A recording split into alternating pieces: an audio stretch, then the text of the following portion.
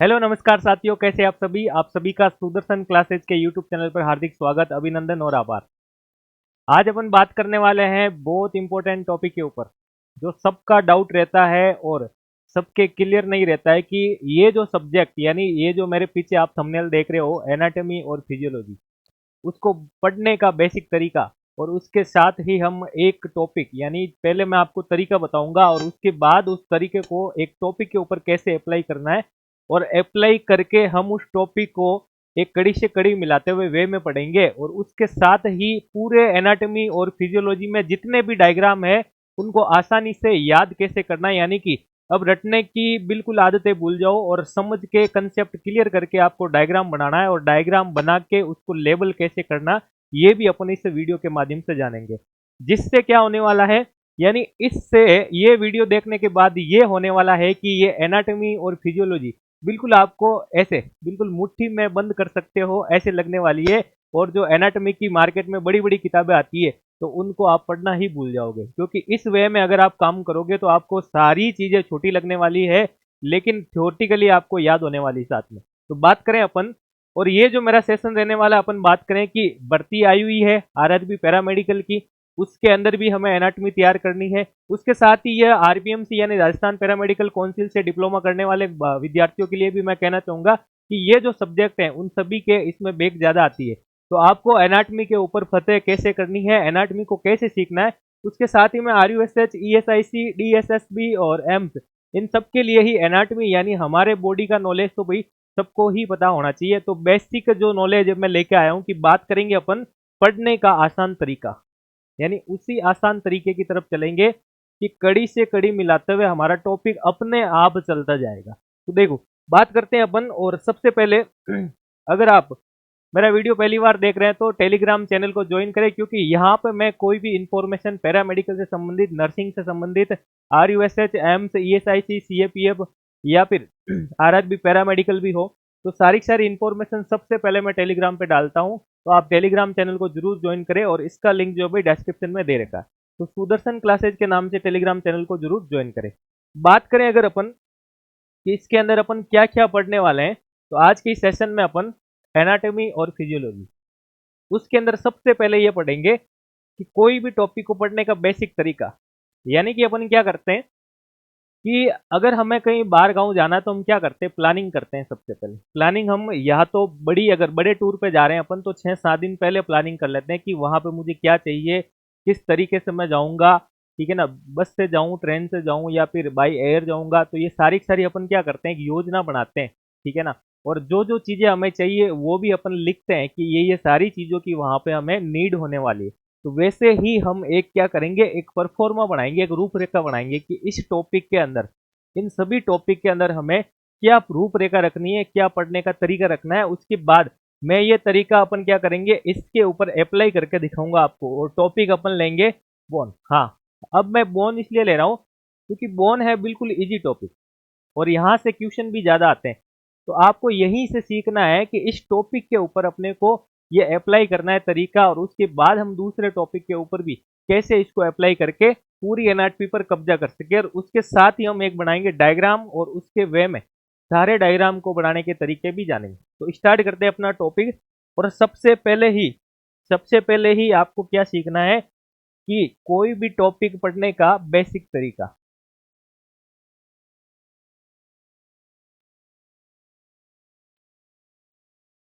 Basic method की अगर अपन बात करें, बिल्कुल, तो बेसिक मेथड क्या आपको याद होना चाहिए, यानी कौन कौन सी बातें हैं भाई जो आपको पता होनी चाहिए। तो उसके लिए देखो, अगर कोई भी टॉपिक अपन पढ़ रहे हैं तो सबसे पहले आपको उसका इंट्रोडक्शन पता होना चाहिए। क्या पता होना चाहिए? इंट्रोडक्शन।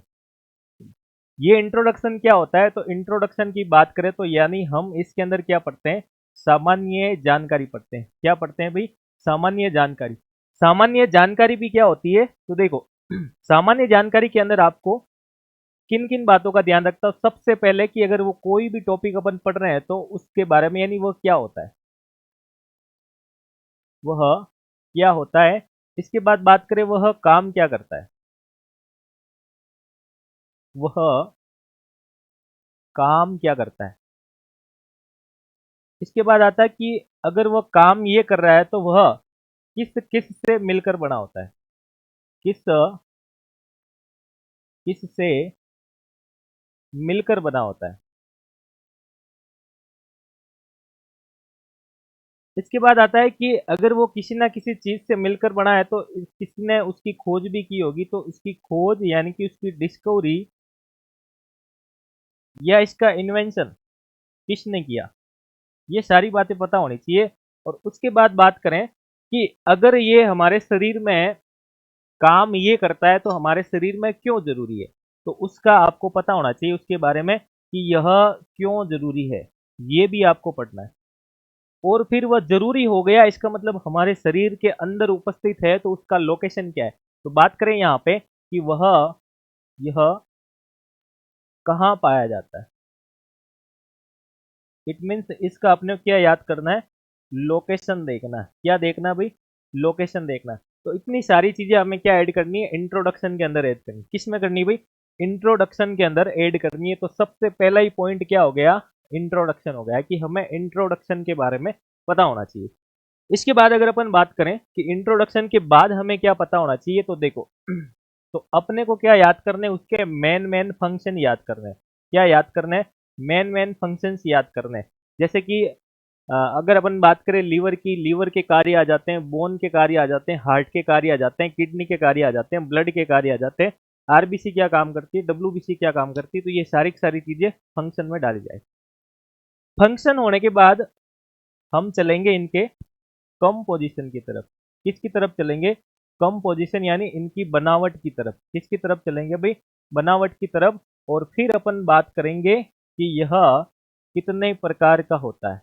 या अपन बोन की बात करें तो बोन में पढ़ते हैं अपन क्लासिफिकेशन। क्या पढ़ते हैं भाई, क्लासिफिकेशन पढ़ते हैं। या फिर कहीं कहीं जगह पे आपको इनके पार्ट्स देखने को मिल जाएंगे। या फिर आप लंग्स में जाओगे तो लंग्स के अंदर आपको लोब्स दिखाई देंगे, ठीक है। कहीं कहीं पे आपको इनके सब टाइप भी दिखाई देंगे। क्या देंगे, सब टाइप भी दिखाई देने वाले। या फिर आपको कहीं कहीं पर इसके सब डिवीजन भी दिखाई देंगे। क्या देंगे भाई, सब सब डिविजन्स भी दिखाई देंगे। या अगर आप कहीं कहीं पर भी देखोगे तो आपको इसके सब लोब्स भी दिखाई देंगे, यानी लोब्स के अंदर लोब्स भी दिखाई देगा। तो इतनी सारी चीजें अपन को क्या करनी है, उस टॉपिक से रिलेट करके पढ़नी है। उसके बाद जब हमारा क्लासिफिकेशन हो जाता है किसी चीज का, तो क्लासिफिकेशन का अपन क्या बनाते हैं, तो क्लासिफिकेशन का बनाते हैं अपन चार्ट बनाते हैं। तो सबसे पहले क्लासिफिकेशन पढ़ने के बाद क्लासिफिकेशन का चार्ट बनाना है। और उसी चार्ट के साथ साथ अगर अपन बोन जॉइंट ऐसी चीजें पढ़ रहे हैं, बैक्टीरिया पढ़ रहे हैं, वायरस पढ़ रहे हैं, ठीक है ना, सेल्स पढ़ रहे हैं, ठीक है, तो उस चार्ट्स के अंदर हम क्या ऐड करना है भाई, हमें एग्जाम्पल यानी उदाहरण ऐड करने हैं। क्या ऐड करने हैं, उदाहरण ऐड करने हैं। चलो, तो यहाँ तक अपना जो है चार्ट तक पूरा कंप्लीट बन जाता है। अब पीछे क्या बचता है उस टॉपिक के अंदर, तो पीछे बिल्कुल दो चीजें बचने वाली, क्योंकि सारी चीजें इस चार्ट के अंदर आ गई। तो पीछे कौन कौन सी चीजें आ जाती, तो देखो भाई, पीछे आ जाती है अब आपके पास, तो अब आपके पास ये बचता है कि चार्ट पढ़ने के बाद सर, चार्ट पढ़ने के बाद तो लास्ट में एक थ्योरी वाला पार्ट ही बचता है। तो ये आ गई इसकी थ्योरी। और थ्योरी पढ़ेंगे तो थ्योरी के साथ साथ हम क्या पढ़ेंगे, हम पढ़ेंगे डायग्राम। और जब डायग्राम बना ही लिया है तो सर उसका क्या करेंगे, उसका नामांकन करेंगे, यानी उस डायग्राम को लेबल करेंगे। क्या करेंगे भाई, लेबल डायग्राम बनाएंगे। इस प्रकार से आपका एनाटॉमी का जो टॉपिक है वही पूरा होता है। इन सारे के सारे पॉइंट्स को अच्छी तरीके से याद रखना आपको। अगर आप कोई भी बुक यूज कर रहे हो तो वहां आपको सारी डिटेल समुंदर जितना नॉलेज मिल जाएगा, लेकिन सिस्टमेटिक वे में अगर आप नहीं पढ़ोगे तो ये टॉपिक क्लियर होने वाला नहीं है। इस टॉपिक से संबंधित सारी सारी चीजें पढ़ते ही रहोगे, वो क्लियर ही नहीं हो रहा है। और ये टॉपिक क्लियर नहीं हुआ तो हम भर्ती के अंदर जो वैकेंसी के अंदर हमारे एमसीक्यू जाते हैं उनको क्लियर नहीं कर पाएंगे, क्योंकि हमारे कंसेप्ट क्लियर नहीं रहते। अगर थ्योरेटिकल एग्जाम होता है तो उसमें भी सिस्टमेटिक वे में नहीं लिखते हैं, तो भी अपने साथ दिक्कत होने वाली। जैसे मैं बात करूँ आरपीएमसी या राजस्थान पैरामेडिकल काउंसिल के बच्चों का, कि उसमें क्या होता है, एनाटॉमी में सबसे ज्यादा बेग आती है, क्योंकि वो लोग क्या करते हैं कि भाई जैसे आया वैसे लिख लेते हैं। बोन का आंसर लिख रहे हैं तो उनको लिखते लिखते आंसर लास्ट में पता चला कि बोन हमारे शरीर में कितनी होती है, तो वह लास्ट में ही लिख देंगे कि कौन सी चीज कहाँ पे लिखनी है, क्या सामान्य जानकारी में लिखनी होती है, या बनावट में लिखनी होती है, या क्लासिफिकेशन में क्या देना होता है। तो वो सारी चीजें आपको इस वीडियो के माध्यम से पता चलेगी। तो मैंने सारे सारे पॉइंट जो एक बार वापस बता देता हूँ कि सबसे पहले आपको इंट्रोडक्शन ऐड करना है, ठीक है, और उसमें वह क्या होता है, काम क्या करता है, किस किस से मिलकर बना होता है, उसकी खोज किसने की, वह चीज हमारे शरीर में अगर उपस्थित है तो क्यों जरूरी है, और उसका लोकेशन, और उसके बाद बात करें कि फंक्शंस आ जाएंगे, कंपोजिशन, क्लासिफिकेशन, चार्ट, थ्योरी और डायग्राम। तो इतनी सारी चीजें पढ़ोगे तो पूरा का पूरा एक सिस्टम तैयार हो जाएगा। अब बात करते हैं अपन कि ये जो सिस्टम है भाई किससे मिलकर बनता है, यानी कि हम तंत्र की बात कर रहे हैं। एनाटॉमी के अंदर अपन सारे के सारे तंत्र पढ़ेंगे, तो वह तंत्र बना किससे। सबसे पहले ही जैसे अगर अपन हेडिंग लगाते हैं कि स्केलेटन सिस्टम, मान लो अपन स्केलेटन सिस्टम या फिर कोई भी एक सिस्टम ले लो, जैसे मैं डाइजेस्टिव सिस्टम ले लेता हूं। डाइजेस्टिव सिस्टम, डाइजेस्टिव सिस्टम को क्या कहते हैं भाई, इसको कहते हैं पाचन तंत्र। क्या कहते हैं, पाचन तंत्र। अब आपको इसका बेसिक नहीं पता, अगर बेसिक का मतलब कि ये तंत्र होता क्या है, ये तंत्र किस किस से मिलकर बना है, तो इसकी कहानी के लिए आपको, इसके बारे में पता होने के लिए आपको एक चीज पता होनी चाहिए कि हमारा शरीर किससे मिलकर बनता है। अगर यह आपको संरचना याद हो गई तो सारे के सारे सिस्टम पढ़ लोगे, यानी हमारा शरीर किससे मिलकर बना होता है। तो इसके लिए बता देते हैं कि छोटी क्लासों के अंदर एक चीज पढ़ी होगी आपने कि हम पढ़ते हैं कि कोशिका, क्या पढ़ते हैं, कोशिका की स्टार्ट कहाँ से करें सर, कोशिका, यानी इस सेल से, सेल से मिलकर क्या बनता है कि सेल से सर टिश्यू बन जाता है। क्या बन जाते हैं, टिश्यू। इन टिश्यू से क्या बनते हैं, इन टिश्यू से बात करें तो ऑर्गन्स बन जाते हैं, यानी कि इंटरनल ऑर्गन्स बन जाते हैं। क्या बन जाते हैं, इंटरनल ऑर्गन्स बन जाते हैं, आंतरिक अंग बन जाते हैं। इन अंगों से ही क्या बनता है, सिस्टम बनता है, यानी तंत्र बनता है। क्या बनता है भाई, तंत्र बनता है, और इन्हीं तंत्रों से मिलकर के क्या बन जाता है, हमारा शरीर बन जाता है, ह्यूमन बॉडी बन जाती है।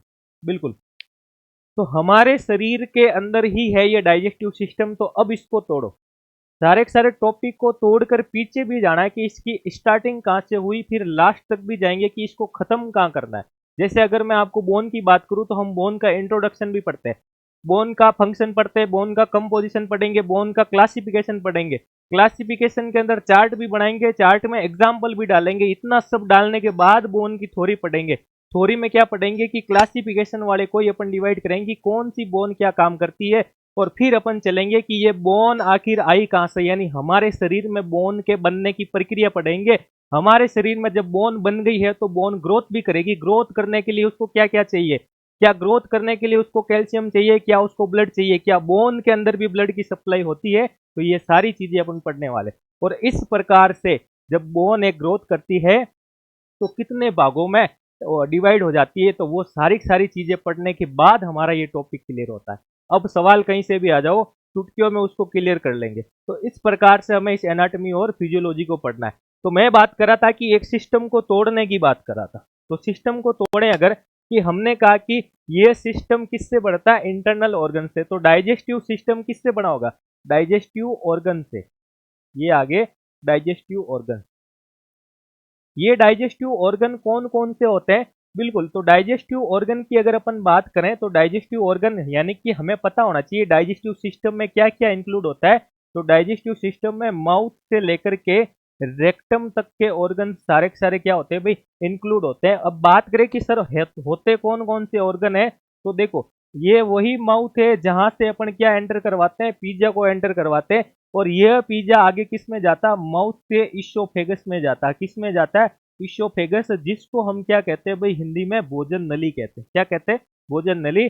भोजन नली से ये आमा से यानी स्टोमक के अंदर जाता है, और फिर ये दोनों ही आंतों में यानी इंटेस्टाइन, पहले स्मॉल इंटेस्टाइन में फिर लार्ज इंटेस्टाइन में, और इस प्रकार इसका डाइजेशन हो जाता है, एब्जॉर्प्शन हो जाता है, पाचन अवशोषण, ये सारी प्रक्रिया होने के बाद वो रेक्टम में चला जाता है। और रेक्टम भी डाइजेस्टिव सिस्टम का क्या होता है, एक इंटरनल ऑर्गन, यानी इन अंगों से मिलकर के ये सिस्टम बनता है, और इन्हीं सिस्टम से हमारा शरीर बनता है। तो मैं यही आपको समझाने की कोशिश कर रहा था कि कोई भी सिस्टम को अगर पढ़ो तो उनको इस प्रकार से तोड़कर पढ़ना है, जो बेसिक तरीका मैंने बताया। तो अप्लाई करते हैं अपन इसको एक टॉपिक के ऊपर, ठीक है भाई। तो एक टॉपिक अपन लेते हैं, मैंने कहा था कि एक तो पढ़ेंगे अपन बेसिक तरीका, तो मैंने आपको तरीका बिल्कुल बता दिया है। अब इस तरीकों को अप्लाई करेंगे अपन बोन वाले टॉपिक पे। किस पे करेंगे? बोन वाले टॉपिक पे। तो देखो बात करें कि बोन, और बोन का मतलब क्या होता है कि बोन का मतलब होता है सर अस्थि। क्या होता है? अस्थि। तो ये तो इसकी हिंदी हो गई। बिल्कुल। अपन क्या करेंगे भाई, यहां से स्टार्ट करेंगे कि जो हमने बेसिक परफॉर्मा में सबसे पहले यूज लिया कि सर इंट्रोडक्शन। इंट्रोडक्शन, और इंट्रोडक्शन का मतलब क्या होता है? सामान्य जानकारी। बिल्कुल। तो सामान्य जानकारी, इस बोन की सामान्य जानकारी क्या क्या होती है उसको अपन पढ़ने वाले हैं। तो देखो, तो सबसे पहले ही आपको पता होना चाहिए कि ये जो बोन है, इस बोन के लिए अपन कौन सा वर्ड यूज करते हैं? तो ऑस्टियो वर्ड क्या यूज करते हैं भी बोन के लिए। और उसके बाद सामान्य जानकारी में देखें तो इस बोन का जो अध्ययन करते हैं, क्या करते हैं? बोन का अध्ययन करते हैं। तो अध्ययन किस में करते हैं? इस साइंस की वह ब्रांच जिसके अंदर इस हड्डियों का, इन अस्थियों का अध्ययन करते हैं, उसको क्या कहते हैं? उसको कहते हैं भाई ऑस्टियोलॉजी। ये आ गया ऑस्टियोलॉजी। तो ये ऑस्टियो वर्ड आपको याद रखना है, क्योंकि इसी ऑस्टियो वर्ड से, ऑस्टियो यानी कि इसी बोन से संबंधित वर्ड से आपको बोन की कोशिकाएं याद हो जाएगी। ठीक है ना? और बोन के अंदर पाए जाने वाले सारे के सारे ऑर्गन आपको अंग याद हो जाएंगे, यानी बोन के पार्ट्स याद हो जाएंगे। और बोन से संबंधित आपको डिजीज, कहीं ना कहीं अगर आपको पोरोसिस और साथ में ऑस्टियो लगा हुआ तो ऑस्टियोपोरोसिस। तो ऑस्टियो का मतलब अगर समझ में आ गया कि इसका मतलब सर बोन होता है, तो वो बोन से संबंधित डिजीज होता है। तो इसलिए आपको ये ऑस्टियो वर्ड पता होना चाहिए। तो सबसे पहले ही ये बेसिक टर्मिनोलॉजी, और उसके बाद हम इसका अध्ययन किस में करते हैं? ऑस्टियोलॉजी के अंदर करते हैं। अब बात करें कि बोन क्या होती है। मैंने सामान्य जानकारी में कहा कि वो क्या होता है वो पता होना चाहिए। तो वह क्या होता है? तो बोन की बात करें तो बोन एक क्या होता है? बोन एक कनेक्टिव टिश्यू होता है। क्या होता है भाई? एक कनेक्टिव टिश्यू होता है। बिल्कुल। एक संयोजी ऊतक होता है। इसके बाद और अपन बात करें कि बोन क्या होती है, तो बोन एक डंडे-नुमा संरचना है, यानी जिसको हम क्या कहते हैं?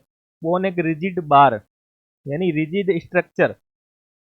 ठीक है ना? एक डंडे-नुमा संरचना होती है। देखने पर बिल्कुल बोन इस प्रकार से होती है ना, अभी डायग्राम के बेसिस पे हम बताएंगे कि एक डंडे-नुमा संरचना होती है। अब अगर अपन बात करें कि यह बोन किससे मिलकर बनी होती है, तो हमें पता है हमें पता है कि बेसिक चीज है सर ये। हमें पता है कि ये कैल्शियम प्लस फोस्फोरस से मिलकर बनी होती है। किससे बनी होती है? कैल्शियम और फोस्फोरस से ये मिलकर बनी होती है। अब बात करें कि ये बोन काम क्या करती है, ये बोन क्या काम करती है, तो देखो अगर मैं बात करूं कि इसके फंक्शन की बात करूं, तो देखो इसके फंक्शन बहुत खतरनाक है भाई। और फंक्शन को याद रखने के लिए थोड़ा सा आपको याद रखना पड़ेगा कि बोन का काउंट हमारे शरीर में कितना होता है? 206। अरे कितनी हड्डियां होती है? 206 हड्डियां होती है। ये 206 हड्डियां काम क्या करती है? तो यह काम करती है बोन केविटी बनाने का काम करती है। क्या काम करती है? केविटी। केविटी का मतलब होता है एक खाली स्थान, यानी एक कटोरे के शेप में संरचना बनाती है। अब कटोरा है तो कटोरा खाली नहीं होता है, कटोरे के अंदर कुछ ना कुछ होता है। तो ये केविटी के अंदर भी क्या होता है? तो अगर हम केविटी की बात करें, केविटी यानी ये बोन्स मिलकर के क्या बना रही है? केविटी बना रही है। यह केविटी काम क्या करती है? तो इस केविटी के अंदर होता है इंटरनल ऑर्गन। क्या होता है भाई? Internal organ. तो अब कौन बताएगा कि यह इस केविटी का काम क्या होता है? इस केविटी का काम क्या होता है कि यह इन इंटरनल ऑर्गन्स का क्या करता है? प्रोटेक्शन करता है। क्या करता है? प्रोटेक्शन करता है, यानी इनकी रक्षा करता है, इनको बचाने का काम करता है। दिमाग में आ रहा होगा कि ये केविटी ऐसी कौन कौन सी होती है। जैसे थोरेसिक केविटी आ गई, एक आ गई थोरेसिक केविटी, एक आ गई क्रेनियम यानी स्कल के अंदर, एक आ गई एब्डोमिनल केविटी। क्या आ गई? Abdominal cavity. अब देखो इसको समझते हैं कि थोरेसिक केविटी या फिर क्रेनियम, ये खोपड़ी हमारे, यानी ये हड्डियां हमारे इंटरनल ऑर्गन की रक्षा कैसे करती है, तो बताते हैं बिल्कुल आपके दैनिक जीवन के एग्जाम्पल से। आप गाड़ी चलाते हो, बाइक वगैरह, तो क्या करते हैं? मैं आपकी बात कर रहा हूँ। आप क्या करते हैं कि हेलमेट नहीं लगाते हो। मैं तो हेलमेट लगाता हूँ भाई। तो हेलमेट नहीं लगाते हैं और अगर अपन गिर गए तो ये हड्डियां, जो ये खोपड़ी, ये जो ढांचा दिख रहा है ना, इसके अंदर क्या है? यानी अगर अपन बात करें कि स्कल की, तो इस स्कल के अंदर कौन सा इंटरनल ऑर्गन है? इस स्कल के अंदर इंटरनल ऑर्गन कौन सा है? तो इस स्कल के अंदर इंटरनल ऑर्गन है, यानी कि वो जो है, जो हमारे क्या है भाई, कंप्यूटर है, यानी हमारा ब्रेन है। तो ये स्कल इस ब्रेन की क्या करता है, रक्षा करता है। अगर हेलमेट नहीं पहनोगे, गिर गए तो ये खोपड़ी टूटेगी, इसके अंदर वाली खोपड़ी, इसके अंदर जो अंग है वो थोड़ी बाहर आएगा। आप लोग गिर जाते हो तो क्या ब्रेन आके कहता है क्या हेलो मैं बाहर आ गया, ऐसे कहता है क्या? नहीं, ब्रेन इसके अंदर रहता है। तो ये ऊपर जो हड्डियों का ढांचा यानी खोपड़ी होती है वो क्या करती है, उसकी रक्षा करती है। वैसे ही अगर मैं बात करूं कि ये हमारा थोरेक्स वाला पार्ट है, ठीक है, और थोरेक्स में क्या है, रिप्स यानी पसलियां है। ये पसलियां बनी हुई रहती है इस प्रकार से, इस प्रकार से ये पसलियां बनी हुई रहती है इस शेप में। यानी इसके पीछे ये जो थोरेसिक कैविटी कहते हैं हम इनको, यानी ये रिप्स से, यानी ये पसलियों से क्या बनती है, एक कैविटी बन जाती है। इस थोरेक्स के अंदर मैं बात करूं, इस थोरेक्स के अंदर हमारा हार्ट आ जाता है, हमारा लंग्स आ जाते हैं, फेफड़े आ जाते हैं। यानी ये क्या है, ये इंटरनल ऑर्गन है। तो ये रिप्स यानी ये पसलियां क्या करती है, उनकी रक्षा करने का काम करती है। तो ये समझ में आ गया ना कि इंटरनल ऑर्गन्स की क्या करती है, रक्षा करती है। क्या करती है भाई, रक्षा करने का काम करती है। बिल्कुल। इसके अलावा बात करें कि ये और क्या काम करती है, तो देखो और ये क्या काम करती है, इधर आ जाओ। तो हम फंक्शन की बात कर रहे हैं, फंक्शंस की बात कर रहे हैं। और क्या काम करती है, मैं तीसरे फंक्शन की तरफ चल रहा हूं। तो और हमने कहा कि ये बोन क्या करती है, यह बोन ब्लड सेल्स बनाती है। क्या बनाती है, ब्लड सेल्स बनाती है। ब्लड सेल्स कैसे बनाती है भाई, तो इस बोन के अंदर, इस बोन के अंदर पाया जाता है बोन मैरो पाया जाता है। क्या पाया जाता है, बोन मैरो पाया जाता है। और यह बोन मैरो के अंदर क्या होता है, ब्लड सेल्स का। और ये ब्लड सेल्स कितनी प्रकार की होती है, तो ब्लड सेल्स में आ जाती है आरबीसी, डब्ल्यूबीसी और प्लेटलेट्स आ जाती है। क्या आ जाती है, प्लेटलेट। तो इस प्रकार हम कह सकते हैं कि बोन के अंदर पाए जाने वाले बोन मैरो का काम क्या होता है कि वो ब्लड सेल का फॉर्मेशन करता है। बिल्कुल। इसके बाद देखो और इसका क्या फंक्शन होता है, तो 4 नंबर फंक्शन की ओर चलते हैं अपन। तो बोन के पास क्या होता है कि इसके पास रीजनरेटिव, रीजनरेटिव पावर होता है। ये रीजनरेटिव पावर क्या होता है, तो देखो इस रीजनरेटिव पावर की बात करें तो हड्डी जो होती है भाई क्या होती है, फ्रैक्चर हो जाती है। क्या हो जाती है, फ्रैक्चर हो जाती है। तो वहां पे वापस से वो रिपेयर होने के लिए वहां पे कौन सी प्रक्रिया होती है, कैल्सिफिकेशन होती है। कैल्सिफिकेशन का मतलब कैल्शियम का बनना। क्या होता है, कैल्शियम का बनना।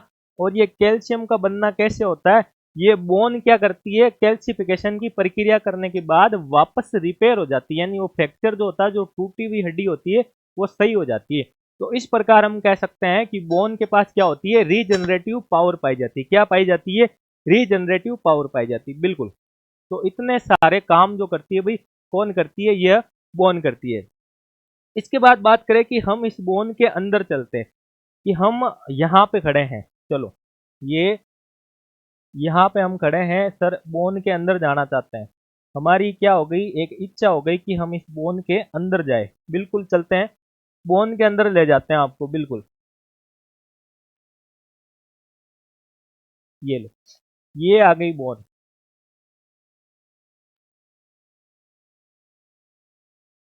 अब मैंने पूछा आपसे कि आपको बोन के अंदर क्यों जाना है। ये है एक जनरल, मैं बोन का डायग्राम ले रहा हूं कि आपको इस बोन के अंदर क्यों जाना है।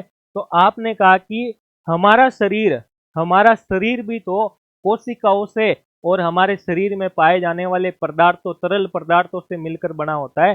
तो क्या ये हड्डी भी किसी ना किसी चीज से, कोई ना कोई कोशिकाओं से मिलकर बनी होती है? अवश्य ये कोशिकाओं से मिलकर बनी होती है, और इसके अंदर भी कोशिकीय पदार्थ पाया जाता है। तो बात करें अगर अपन कोशिका के कंपोजिशन की,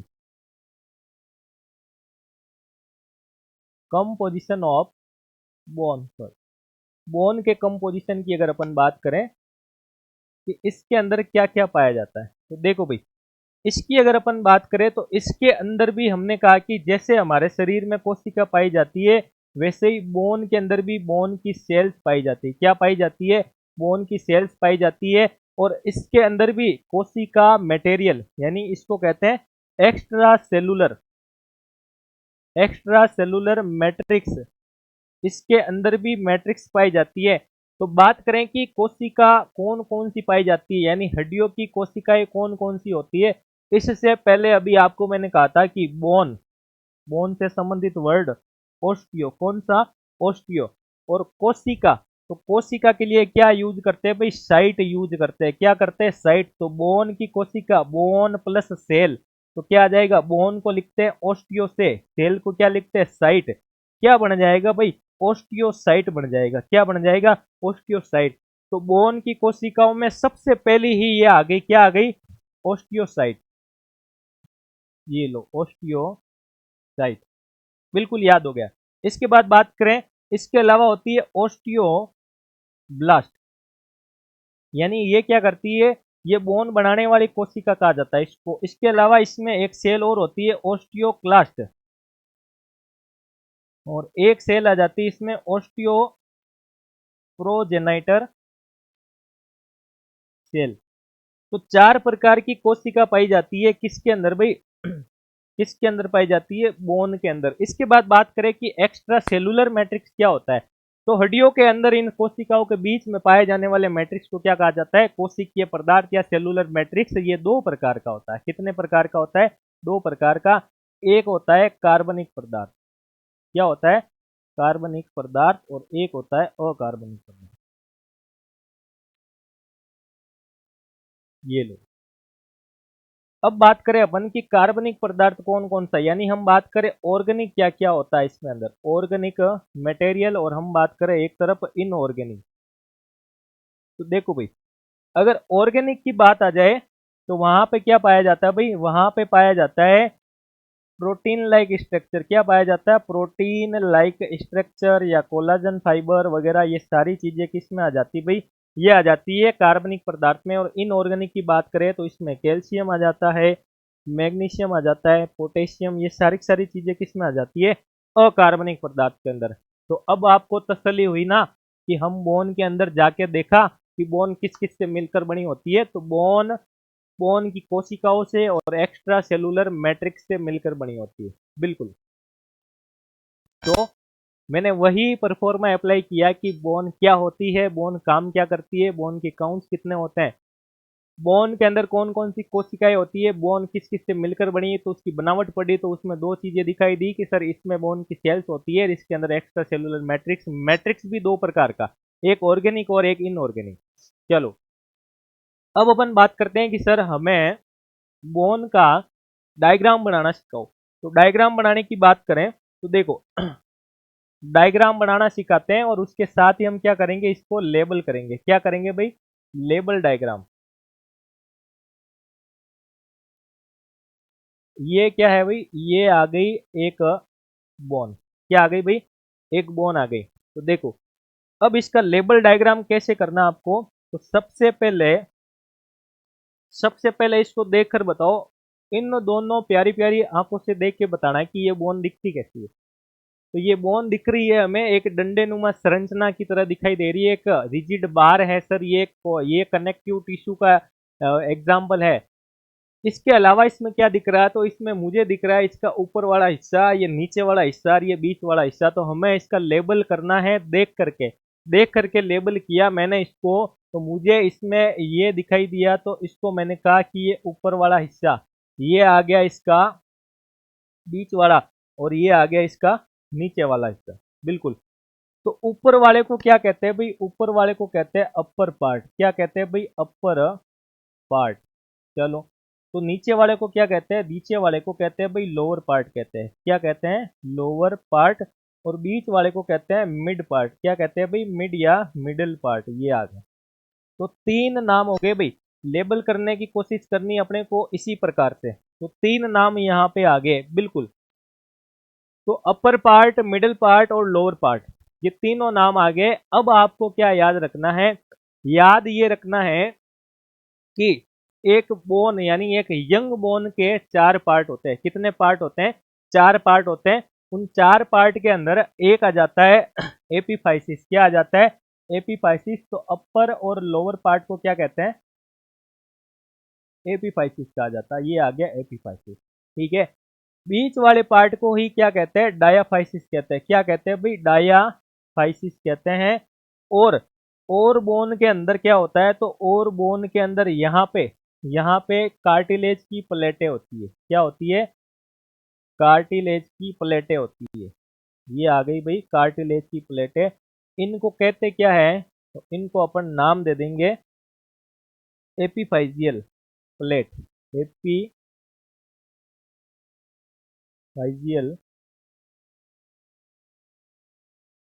प्लेट ऑफ कार्टिलेज। ये लो, ये कार्टिलेज की प्लेटें आ गई। फिर हम बात करें कि हमने कहा यंग बोन के 4 पार्ट होते हैं, एपीफाइसिस, डायाफाइसिस, और ये दो हमने बना दी प्लेटें। क्या बना दी? प्लेटें बना दी। इसके अलावा एक पार्ट आ जाता है क्या, कि सर डायाफाइसिस और इस प्लेट के बीच वाले पार्ट को कहते हैं मेटाफाइसिस। क्या कहते हैं? मेटाफाइसिस। ये आ गया भाई मेटाफाइसिस। बिल्कुल बिल्कुल ये आ गया। अब हमने कहा कि यंग बोन के 4 पार्ट होते हैं, तो देखो इधर मैं बना रहा हूं यंग बोन। यंग बोन, इसके हमने पढ़े हैं कि इसके 4 पार्ट होते हैं। एक को हमने नाम दिया क्या, एक को हमने नाम दिया एपीफाइसिस। ये आ गया एपीफाइसिस। दूसरे को हमने नाम दिया डायाफाइसिस। क्या आ गया? डायाफाइसिस। तीसरे को नाम दिया मेटाफाइसिस। ये आ गया भाई मेटाफाइसिस। इसके अलावा चौथा हमने कहा कि सर प्लेटें होती है इसमें, तो ये आ गई एपीफाइजियल प्लेट्स ऑफ कार्टिलेज। बिल्कुल। तो ये 4 पार्ट हो गए। ये 4 पार्ट मैंने इस प्रकार दर्शाए हैं भाई। एक नंबर पे एपीफाइसिस, डायाफाइसिस, मेटाफाइसिस और एपीफाइजियल प्लेट ऑफ कार्टिलेज। अब देखो आगे की कहानी। आगे की कहानी क्या कहती है? यह कहती है कि डायाफाइसिस जो होता है, डायाफाइसिस, इस डायाफाइसिस को ही शाफ्ट कहा जाता है। सर ये शाफ्ट क्या होता है? ये शाफ्ट क्या होता है? तो डायाफाइसिस को ही शाफ्ट कहा जाता है। ये शाफ्ट क्या होता है? और इसी के साथ याद रखना है कि सर शाफ्ट के पार्ट कितने होते हैं। तो शाफ्ट के पार्ट में चले अगर अपन, तो शाफ्ट के 3 पार्ट होते हैं। पहला पार्ट आ जाता है पेरी ओस्टियम। याद करो, ओस्टियम का मतलब समझाया था। Ostium, peri plus ostium. तो देखो, पेरी का मतलब होता है 4 दीवारी, चारों तरफ की दीवारी। ओस्टियम यानी बोन की, तो बोन की 4 दीवारी। ये जो बॉर्डर दिख रहा है आपको पूरा का पूरा, इसको हम क्या कहते हैं? इसको कहते हैं पेरीओस्टियम। तो ये आ गया यहाँ पे 4 दीवारी को कहते हैं पेरीओस्टियम। बिल्कुल। इसके बाद आता है दूसरा, पेरीओस्टियम के बाद आ जाता है दूसरा मेडुलरी केविटी। Medullary cavity. और तीसरे को कहते हैं अपन कोर्टेक्स। क्या कहते हैं?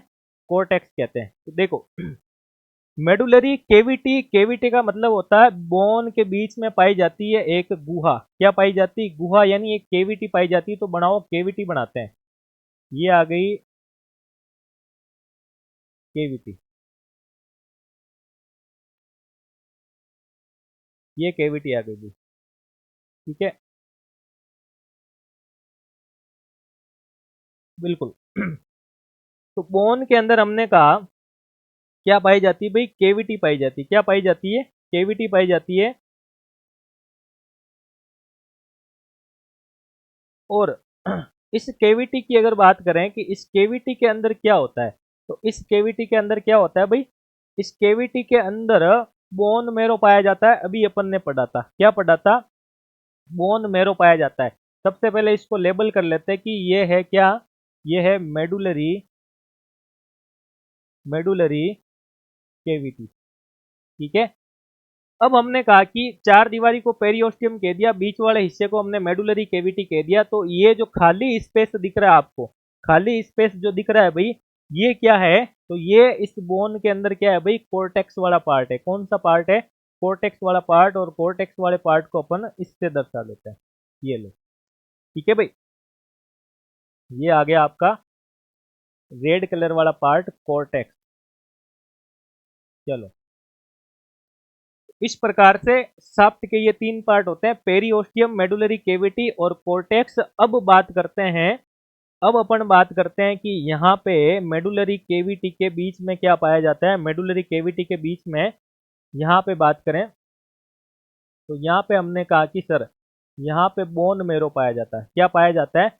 बोन मेरो पाया जाता है। इसको यहाँ बनाता हूँ कि मेडुलरी केविटी के बीच में बोन मैरो पाया जाता है।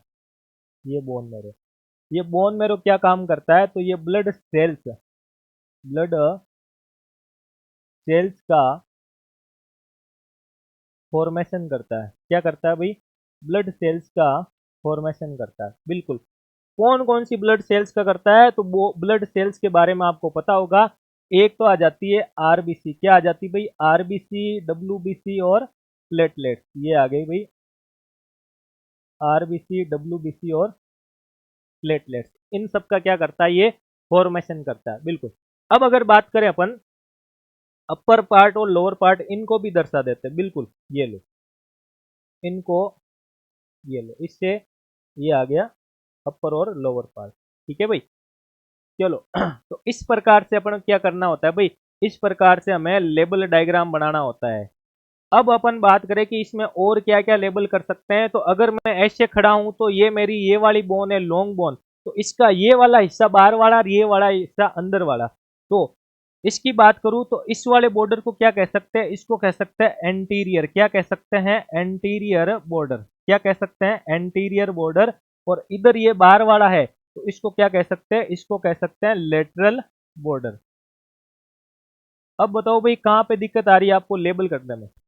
बिल्कुल शानदार तरीके से लेबल करना है और इसी तरीके से बनाना है। तो देखो ये हमारा एक क्या बन जाता है भाई, ये हमारा एक डायग्राम बन जाता है। डायग्राम, और किसका बनता है ये लॉन्ग बोन का डायग्राम। तो कमेंट करके जरूर बताना भाई कि यह डायग्राम जो है भाई, हमने लेबल करने का जो सीखा है, किस किस को समझ में आया और किस किस ने बहुत तरीके से अच्छे से सीखा है। चलो, तो मैंने कहा था 3 चीजें सिखाऊंगा आपको। एक तो सिखाऊंगा बेसिक तरीका पढ़ने का, वो मैंने सिखाया था आपको। दूसरा मैंने कहा था एक टॉपिक के ऊपर अप्लाई करके बताऊंगा। तीसरा मैंने कहा था एक डायग्राम को लेबल कैसे करते हैं वो भी बताऊंगा। तो डायग्राम को लेबल ऐसे किया जाता है, इस प्रकार से, रटना कुछ भी नहीं है। अब यहाँ पे बेसिक परफॉर्मा में आप किडनी के साथ अप्लाई करके देख लो, हार्ट के साथ देख लो, लंग्स के साथ देख लो, डायफ्राम में देख लो, स्टोमक में देख लो, इंटेस्टाइन में देख लो, यूरिनरी ब्लैडर में देख लो। यहाँ तक कि आप कोई सिस्टम से रिलेट कर लो इसको। जैसे अपन स्केलेटन सिस्टम लेवे, तो स्केलेटन सिस्टम काम क्या करता है, उसका क्लासिफिकेशन क्या होता है, उसके अंदर क्या क्या चीजें आ जाती है। क्लासिफिकेशन आ गया, 2 प्रकार का हो जाता है सर, एक्सोस्केलेटन, एंडोस्केलेटन। हड्डियां उसके अंदर कितनी होती है, 206 होती है। तो 206 का क्लासिफिकेशन क्या होता है, एग्जाम्पल क्या होता है, कौन सी बोन किस बोन का एग्जाम्पल होता है, और कौन सी बोन से मिलकर के कौन कौन से जॉइंट बनते हैं। इस प्रकार आपको अंगुलियों पे एनाटॉमी याद हो जाएगी। बिल्कुल, तो मेरा ये वीडियो आपको कैसा लगा, लाइक करके बताना और कमेंट करके जरूर बताना। और नेक्स्ट टॉपिक के साथ मिलते हैं। ऐसे ही एनाटॉमी को अपन मुट्ठी के अंदर बंद कर लेंगे और अंगुलियों पे याद कर लेंगे। धन्यवाद।